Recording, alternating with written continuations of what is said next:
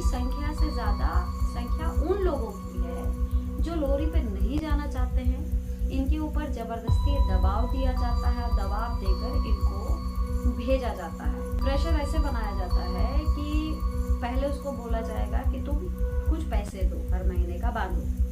वो अगर मना करेगा या मना करेगी तो उसको जानबूझकर उसका ट्रांसफर किया जाएगा, जैसा कि राजपाल के साथ हुआ था। दोस्तों, मेरे पीछे ये जो वीडियो चल रही है, इस वीडियो को आपने कई बार देखा है।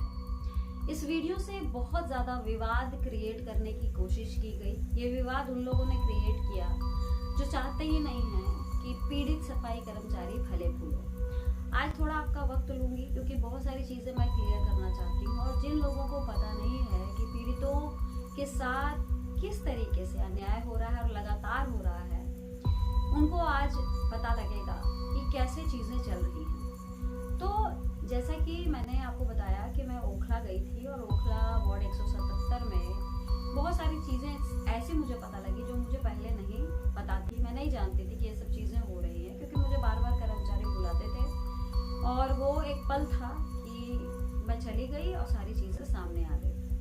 असल में उस खबर के बाद बहुत सारे ऐसे लोग, बहुत सारे तो नहीं कहूंगी, चंद लोग जो चाहते नहीं हैं कि उन्हीं के बीच के सफाई कर्मचारी आगे बढ़े, वो अच्छा पहने, खुशहाल रहें, उनके बच्चे अच्छे स्कूल जाएं, उन्हें भी अच्छी जिंदगी देखने का मौका मिले, ये लोग नहीं चाहते। लेकिन हाँ, उनकी पीड़ा को महसूस जरूर करती हूँ, क्योंकि ये पीड़ा मैं आज से नहीं देख रही हूँ। मैं 2018 के अक्टूबर माह से लोगों के साथ जुड़ी, सफाई कर्मचारियों के साथ जुड़ी, दिल्ली नगर निगम के दूसरे पीड़ित कर्मचारियों के साथ जुड़ी, और वो पल और आज पल मैं उसमें ज्यादा कोई तब्दीली नहीं देखी। और सच बताऊं तो जहाँ भी मैं जाती हूँ, किसी बड़े अधिकारी के पास जाती हूँ, या कुछ ऐसे लोग जो ग्रुप सी के हैं, ग्रुप बी के हैं, वो हमेशा कहते हैं कि मैडम, इन कर्मचारियों के साथ बहुत शोषण होता है। मेरे पास ऐसे मैसेजेस आते थे कि मैडम, हमें मात्र 17-18 हज़ार रुपये मिलते हैं, उनमें से भी हमें दरोगा तंग करता है कि तुम्हें 2000 देना पड़ेगा, नहीं दोगे तो हम तुम्हारा ट्रांसफर कर देंगे, हम तुम्हें नौकरी से निकाल देंगे। इस तरह की चीज़ें मेरे को लिखकर लोग भेजते थे, और मैं अपने आप को हेल्पलेस फील करती थी कि यार मैं क्या करूँ। जैसे कलेजा निकल कर आ जाता था कि कैसे इन लोगों के लिए मैं लड़ूँ, क्या करूँ, क्या हो, ताकि इनको राहत मिले। और ऐसे जो पीड़ित लोग हैं, उनकी संख्या बहुत ज़्यादा है, आप सोच भी नहीं सकते हैं। अब मैं बताती हूँ कि जो जानकारी मुझे लगी वो आप भी सुनिए। ये जो लोग हैं, जो कर्मचारी हैं, जो वाकई में काम करते हैं, और जो लोहरी चोरी, जो ये वर्ड यूज करते हैं, कि ये जो लोहरी वाले लोग हैं, इनमें से भी दो कैटेगरी है। एक वो लोग जो कि मैं बार बार कहती हूँ कि काम चोर हैं, काम नहीं करना चाहते हैं, लेकिन इन लोगों की संख्या से ज्यादा संख्या उन लोगों की है जो लोहरी पे नहीं जाना चाहते हैं। इनके ऊपर जबरदस्ती दबाव दिया जाता है, दबाव देकर इनको भेजा जाता है। इसका मैं एग्जांपल देती हूँ आपको कि ये कैसे तंग करते हैं। ये तंग करते हैं कि जैसे मान लीजिए कि कोई लोहरी पे नहीं जा रहा है, क्योंकि इनका मुझे जानकारी मिली कि रेट फिक्स है कि अगर आप 4 घंटे लेट आएंगे तो आपको इतना पैसा देना पड़ेगा, अगर आप आधा दिन काम करके जाएंगे तो इतना पैसा देना पड़ेगा, अगर आप पूरे दिन नहीं आएंगे तो इतना पैसा देना पड़ेगा। तो इसमें, और आपको ध्यान होगा कि एक महिला से मैं बात कर रही थी, तो वो मेरे से कही कि 1500-2000 देना पड़ता था। तो मैंने कहा क्यों देना पड़ता था, तो बोली कि लेट सेट हम आ जाते हैं तो उसमें, मतलब समझ लीजिए कि अगर आप लेट आ रहे हैं तो उसका ये रेट है, हर चीज़ का रेट फिक्स है। और ये मुझे बताने की जरूरत नहीं है। जो लोग मुझे रोकने की कोशिश या मेरी बातों को नकारने की कोशिश करते हैं, आप समझ लीजिए ये वही लोग हैं जो ये काम कर रहे हैं। इसलिए इन लोगों के कमेंट का मैं कोई जवाब नहीं देती हूँ। मैं चाहती हूँ कि ये लोग लिखें, ताकि ये सारे जितने लोग हैं खुद बेनकाब हो रहे हैं, मुझे इनको ढूंढने की जरूरत पड़ ही नहीं रही, ये खुद सामने आ रहे हैं। तो ये इससे तो पता लग गया कि जो सबसे ज्यादा पैसा कहाँ से मिल रहा है, जो आ ही नहीं रहा है। अब मान लीजिए किसी की तनख्वाह 60,000 है, अब उससे कहा गया कि तुझे 15,000 रुपया महीना देना है, तो घर बैठ, तो वो क्या करेगा, वो या तो सोचेगा कि यार 60,000 रुपये मेरे क्या खराब है, 15,000 मैं क्यों दूँ भाई, सुबह 7 से 3 अगर मुझे काम करना तो मैं काम कर लूंगा या कर लूंगी, मैं क्यों दूँ 15,000। तो उस पर प्रेशर कैसे बनाया जाए। प्रेशर ऐसे बनाया जाता है कि पहले उसको बोला जाएगा कि तुम कुछ पैसे दो, हर महीने का बांधो। वो अगर मना करेगा या मना करेगी तो उसको जानबूझकर उसका ट्रांसफर किया जाएगा, जैसा कि राजपाल के साथ हुआ था। राजपाल भाई जो 177 के थे, उन्हें भी यही कहा था कि 20,000 रुपया महीना दो। ये मैं नहीं कह रही हूँ, उनका स्टेटमेंट आपने सुना। क्यों आपका ट्रांसफर हुआ? मैडम जी, मेरा ट्रांसफर इसलिए हुआ, मैं डीडी साइड में काम करता हूँ और मेरी ऐप देख लो, मेरी हाजिरी देख लो। मैं सुबह सबसे पहले आता हूँ हाजिरी पे, और हम डीडी साइड में जितने भी हम सब एक साथ रहते हैं, सब हमारा प्यार प्रेम भी है। तो हमने कभी किसी को 1 रुपया नहीं दिया। अब ये जब से वीरेंद्र सर आए हैं तो ये कहते हैं कि भाई सब पैसा दो, 2,000 3,000 हर कोई दो। तुम लेट आते हो, तुम चले जाते हो, जो भी करते हो, तुम मुझे पैसे इकट्ठा दो। तो मैंने इनसे बोला हमारी साइड में ना तो कभी पैसा दिया, ना हम कभी देंगे। तो कह रहा है वीरेंद्र जी ने बोला मेरे से, भाई 20,000 रुपये या तो इनसे दुआ तू, या तू दे, तू इनका लीडर बन रहा है, या तू दे 20,000 रुपये, नहीं तो तेरे से लूंगा। मैं सर मैं 1 रुपया भी नहीं दूंगा, आप जो करना है वो कर लो। कह रहा ठीक है, तो मैं तेरा ट्रांसफर करूंगा। मैंने कर दो। किससे दो? पक्को 20,000 रुपये दोगे तब तुम आराम से काम कर सकते हो। उसने मना किया तो उसका ट्रांसफर कर दिया गया। तो ये तरीका है। ये क्या करते हैं कि पहले हल्का सा उसको पनिश करते हैं, जैसे आसपास में ही ट्रांसफर करेंगे, फिर और प्रेशर मारेंगे, और ऐसे करते करते करते उसको 30 किलोमीटर दूर कर देते हैं, 10 किलोमीटर दूर, मतलब इतनी दूर करते हैं कि लोग परेशान आने जाने में। अब सोचिए जो व्यक्ति 30 किलोमीटर दूर रह रहा है, वो 7 बजे की ड्यूटी पर अगर उसको आना है, वो ट्रेन पकड़ेगा, बस पकड़ेगा, बाइक पकड़ेगा, कितनी सुबह निकलेगा, कितनी मतलब वो कितना मेंटल प्रेशर से वो गुजरेगा या गुजरेगी। तो इस तरह से जब तंग किया जाता है तो उस केस में क्या होता है कि वो हार के वो कहता है कि ठीक है जी, तू 15,000 ले ले, मैं घर पे ही ठीक हूँ। 15,000 दे के कम से कम टेंशन तो नहीं हो रहा, मैं कुछ और कर लूँगा, ठीक है। और मैं क्यों कह रही हूँ कि ऐसे लोगों की संख्या कम है जो लोरी पे जाना चाहते हैं। लोरी पे वही लोग को भेजा जाता है जो मजबूर है। और ऐसा सिर्फ पक्के कर्मचारियों के साथ नहीं होता है, कच्चों के साथ भी होता है। जो कच्चे कर्मचारी हैं उनको भी ऐसे ही तंग किया जाता है। उनको कैसे तंग किया जाता है? उनसे पैसा मांगा जाता है कि 1,500 2,000 रुपया महीना दो।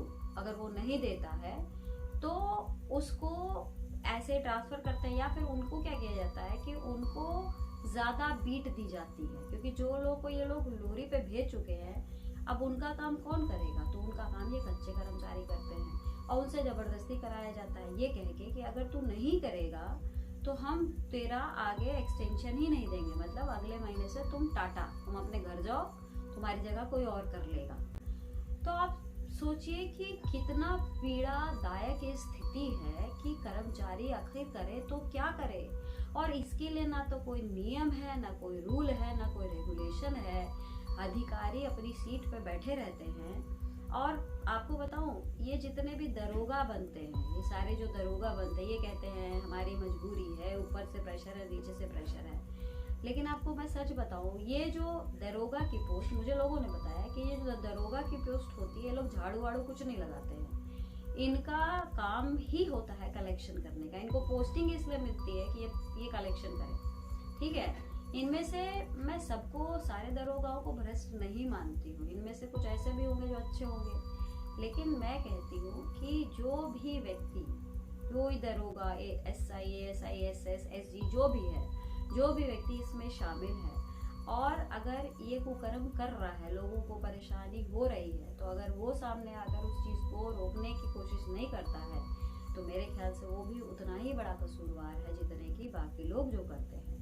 तो ये आपने देखा, ये एक तरीका होता है जिस तरीके से कर्मचारियों को तंग किया जाता है। मैं बार बार यही कोशिश करती हूँ कि कम से कम इस चीज़ को ठीक किया जाए। देखिए, एक तरफ जो मैं बात करती हूँ कि दिल्ली गंदी है, ठीक है, दिल्ली गंदी है, ये सारी चीज़ें मैं इसलिए करती हूँ ताकि इससे मेरा जो मकसद है, एक तो मकसद है कि अगर हम इस चीज़ पे टारगेट करेंगे कि कर्मचारी काम पे नहीं आ रहे हैं, तो इसका मतलब ये है कि भाई प्रशासन पता करे ना क्यों नहीं आ रहे हैं। प्रशासन उनको बुलाए, अगर उनको कोई परेशानी है तो प्रशासन का काम है कि उनको सिक्योरिटी दे, सुरक्षा दे, उसको एक इस तरीके से मॉनिटर किया जाए ताकि अगर एक कर्मचारी की ये बीट है कि इसको सिर्फ एक बीट पे काम कर रही है तो वो एक ही बीट करे। आप सोचिए ना कि अगर एक वार्ड में मान लीजिए 10 बीट है, तो 10 बीट में अगर 2 लोगों को लगा के 10 बीट कराया जाए तो ये तो उसका शोषण है। नहीं करेगा तो अपने घर जाओ, तुम्हारी जगह कोई और लग जाएगा। और ये तो मैं एक शोषण बता रही हूँ। अब ये कर्मचारी अगर पक्के होने की कोशिश करेंगे तो पक्के होने के लिए एक तो बेचारों को इतना काम लिया जाता है कि इनको बाकी चीजों में भी ध्यान ही नहीं दे पाते हैं। इनके दिमाग में बस होता है यार पक्के हो जाए, पक्के हो जाए। तो बाकी चीजें इन द सेंस कि जैसे ये कभी भी टेक्निकल चीजों को नहीं समझ पाते हैं, पढ़े लिखे होते नहीं हैं, और पढ़ना लिखना चाहे भी तो इनको उस चीज से दूर रखा जाता है। तो इनको क्या किया जाता है कि जैसे फाइल की बात करेंगे, फाइल में कहेंगे कि भाई तेरी फाइल में ये कमी है, वो कमी है, इसको पूरा करना है तो इतने पैसे लगेंगे, आगे कमेटी से पास करानी है तो इतने पैसे लगेंगे, और भी आगे बढ़ाना है, हेडक्वार्टर भेजना है तो उसमें इतने पैसे लगेंगे। और एक और चीज है कि रिकॉर्ड रूम से अगर इसका मिलान कराना है, जो वाउचर का मिलान होता है, उसमें इतने पैसे लगेंगे। तो आप देखिए ना कि ये कहाँ इनको शांति है, कहाँ इनके लिए कोई सोच रहा है। 1% भी आपको कहीं दिख रहा है कि नहीं इन कर्मचारियों के साथ किसी को खड़ा होना चाहिए। ये बेबस लोग हैं, ये परेशान है। जैसे कि उस महिला का मैंने देखा था कि पहले उसने सब कुछ बताया कि क्यों तंग किया जाता है, फिर अचानक से उसके ऊपर इतना दबाव दिया गया, और वो पक्की कर्मी है, उस पर इतना दबाव दिया गया कि भाई तुमने स्टेटमेंट बदलना है, नहीं बदलोगी तो तुम्हारा हम वैसे 40 किलोमीटर दूर कर देंगे। मतलब ये लोग जो एक फंडा है जो ये अप्लाई करते हैं।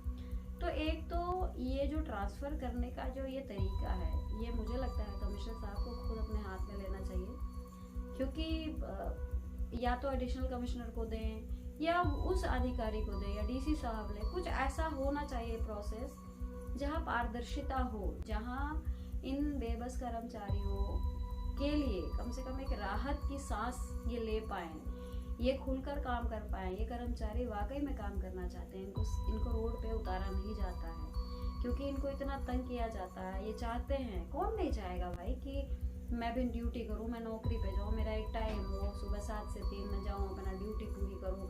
हर व्यक्ति चाहता है, हर व्यक्ति नौकरी करना चाहता है, किसी के लिए कोई काम छोटा या बड़ा नहीं होता है। इसलिए तो मैं कहती हूँ कि इनके दर्द को मैं झेल तो नहीं रही हूँ, क्योंकि मैं वो काम तो कर नहीं रही हूँ, लेकिन इनके दर्द को मैं महसूस आज से नहीं कई सालों से कर रही हूँ, और अब तो ज़्यादा करने लगी हूँ क्योंकि अब और क्लोजली जुड़ गई हूँ, बहुत करीब से इनको देखती हूँ। जब मुझे फ़ोन करते हैं ना कि मैडम आप मेरा नाम मत लीजिएगा, हम आपको ये बता रहे हैं, मैडम हमारा नाम नहीं लीजिएगा, हमारे साथ इस तरह से तंग किया जाता है, लोगों का सिग्नेचर ऐसे, और जिनका ये अटेंडेंस लगाते हैं आपके ज़रिए, वो लोग भी नहीं चाहते हैं कि हम, भाई नौकरी जाने का किसको डर नहीं होता है, सबको डर होता है कि कहीं फंस जाएं। तो ये लोग हर तरह से, मतलब आप सोचो कि चित भी हमारी पट भी हमारी। अगर कर्मचारी घर पे बैठ के अगर पैसा ले रहा है तो वो मजबूरी में गया है, वो नहीं जाना चाहता, लेकिन उसको जबरदस्ती भेजा गया है। और सोचिए कि अभी जैसे मैं बोलती हूँ तो सबको मिर्ची लगती है, इतनी सारी यूनियनें हैं, इनमें से अच्छी यूनियनें भी हैं, लेकिन मेरा सवाल उन अच्छी यूनियनों से है कि भाई आपके सामने ये सब चीज़ें हो रही हैं, आपके अपने भाई बहनों के साथ इतना गलत हो रहा है, सामने आइए ना, करिए ना इन लोगों की मदद। तो मैं सबसे रिक्वेस्ट करती हूँ कि प्लीज़ सामने आइए और इन लोगों की हेल्प करिए। ये नहीं चाहते हैं काम छोड़िए, ये नहीं चाहते हैं कि हम घर बैठे, ज़बरदस्ती की जाती है। और कुछ ऐसे लोग हैं जो बदमाश टाइप के हैं, जो इस तरह के काम में दूसरों की मदद करते हैं, ऐसे लोगों को बेनकाब करिए, क्योंकि हमारे लिए जो सहारा है वो कोई नहीं दूसरा है, वो हमारे ही बीच का व्यक्ति है। तो आप उठिए, सामने आइए। और यही बात मैं आप लोगों के सामने रखना चाहती थी। और रही बात उन कर्मचारियों की, तो उनकी पीड़ा मैं समझती हूँ, चाहे कोई नहीं आए, ये कारवां जो है मैं अकेले ही लेके आगे बढ़ी हूँ, कोई आए ना आए, मुझे पता है कि जो सच्चे लोग हैं वो मेरा जब से साथ दे रहे थे, अभी भी दे रहे, आगे भी देते रहेंगे। हाँ, उनको मैं सामने नहीं लाती हूँ क्योंकि मैंने वादा किया है कि किसी भी कर्मचारी को मैं किसी तरह से प्रताड़ित नहीं देखना चाहती हूँ। वो जो भी उनके ऊपर जो भी होता है वो सबसे पहले मैं अपने से लेके गुजरूँगी, वो सबसे पहले मेरे ऊपर आएगा, फिर उन तक जाएगा। तो आप लोग बिल्कुल निश्चिंत रहिए, आपकी ये बहन आपके लिए लड़ रही है, आपके दम तक लड़ूंगी जब तक आपको न्याय